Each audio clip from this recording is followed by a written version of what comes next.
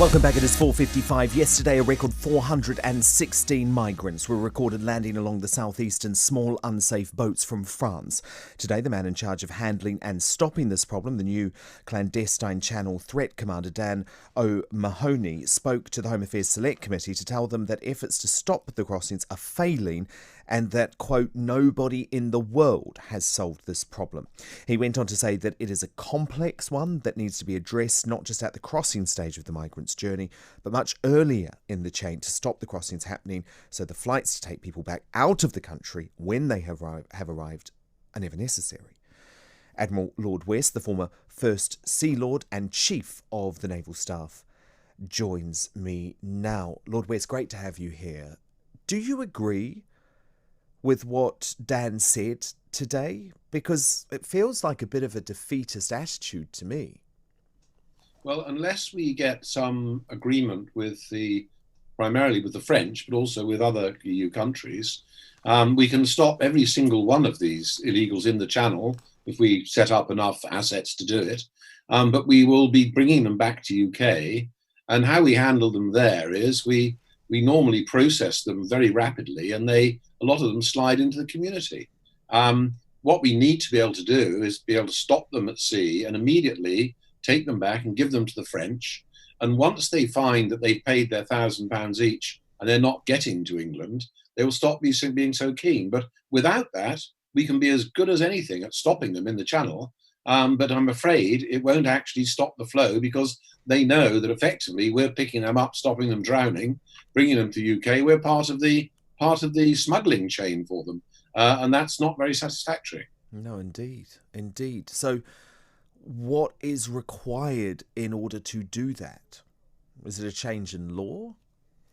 Well, I know we're in discussions with the French about this. Maybe we have to pay the French some money. I don't think, to be honest, although the French say they're 30 million quid.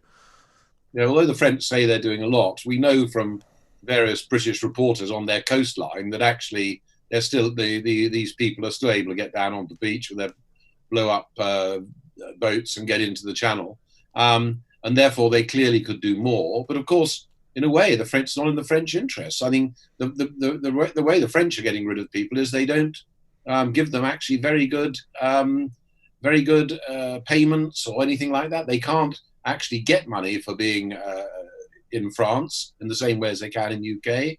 They have to speak French, because you can't put in no one provides them interpreters in the way we do. They have to fill out forms in French, whereas we let any of these people fill out the forms in whatever language, and we provide interpreters to help them do it.